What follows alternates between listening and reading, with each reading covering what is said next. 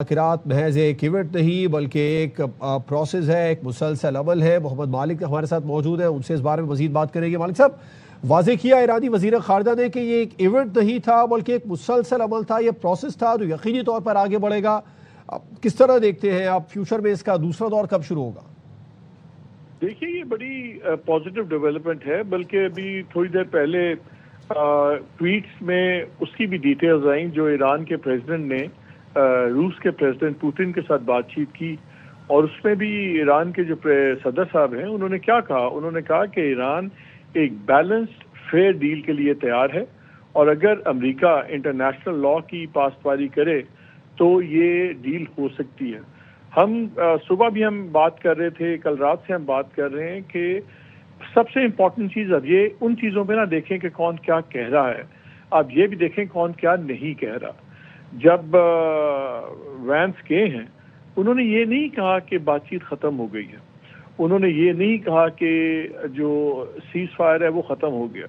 انہوں نے کہا کہ جی ہم نے ایک اپنی فائنل آفر ٹیبل پہ رکھ دی ہے جو ان کے خیال میں بڑی فیئر آفر ہے، اور اب ایران اس پہ جواب دے۔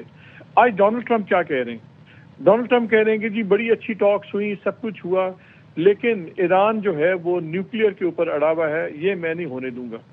سو ہر طرف دونوں طرف لفاظی تو بہت چل رہی ہے، جس کو آپ کہتے ہیں نا ایک وار ڈانس چل رہا ہے۔ جیسے آج انہوں نے ٹرمپ نے یہ بھی اناؤنس کر دیا کہ جی اب ہم بلاکیڈ کریں گے اسٹریٹ آف ہارموز کا، نہ کوئی شپ اندر جائے گی نہ کوئی باہر آئے گی۔ تو اس کا سب سے زیادہ نقصان تو یورپ اور امریکہ اور ان لوگوں کو ہوگا نا، جہاں پہ امریکہ میں ڈیزل کی قیمت 40% بڑھ گئی ہے، وہاں پہ فرٹیلائزر کی قیمت 20% بڑھ گئی ہے، دنیا میں سیریس شارٹیج ہو جائے گی۔ ایران میں تو چلے کچھ شپس روکی تھیں اور اب روزانہ کچھ شپس آنی شروع ہو گئی تھیں، تو اگر امریکہ بلاکیڈ کر رہا ہے تو الٹیمیٹلی خمیازہ کون بھگتے گا؟ بھگتے گی پوری دنیا۔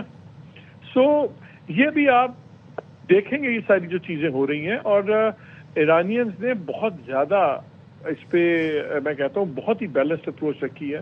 انہوں نے بالکل کہا نیگوسیشنز ہوئی ہیں، انہوں نے بالکل کہا کہ ہم ابھی بھی تیار ہیں، اور اگر آپ ایک فیئر ڈیل کریں گے تو ہم بات چیت کرنے پہ تیار ہیں۔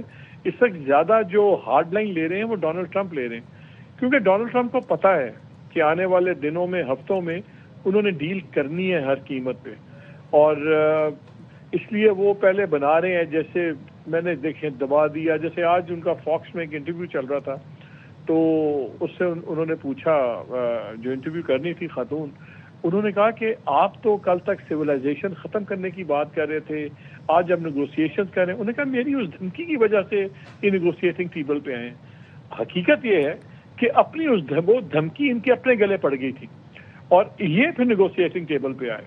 لیکن یہ چیزیں چلیں گی، الفاظ کا کھیل چلے گا، یہ جو شیڈو باکسنگ ہوگی، شیڈو ڈانسنگ ہوگی، یہ اس طرح کے معاملات میں ہوتی ہے۔ امپورٹنٹ چیز یہ ہے کہ آپ دیکھیے گا کہ آنے والے دنوں میں آپ کو سیکنڈ راؤنڈ بھی ہوگا، آپ کو نظر آئے گا ایک ڈپلومیسی کا۔ یہ بعد میں پتہ لگے گا کہ وہ سیکنڈ راؤنڈ بھی اسلام آباد میں ہوتا ہے یا لیٹ سے استنبول یا دوحہ میں ہوتا ہے، لیکن میرا خیال ہے اسلام آباد میں ہی ہوگا انشاءاللہ۔ لیکن یہ بڑی ہی بیلنس چیز چل رہی ہے، بیکاز جو انہوں نے آج یہ اقدام اٹھایا ہے کہ جی ہم ہرمز بند کر دیں گے، تو ابھی تو پارشلی بند ہوئی تھی اور پوری دنیا کو مصیبت پڑ گئی ہے، اور اگر یہ امریکہ اس کو فل بند کر دیتا ہے تو بھگتے گا کون؟ یہی بھگتیں گے نا، ساری دنیا بھگتے گی۔ اور دیکھیے جہاں تک ان کا خیال یہ ہے کہ جی ہرمز بند ہو جائے گی تو یہ تیل نہیں بیچ پائیں گے چائنا والے، ایران والے۔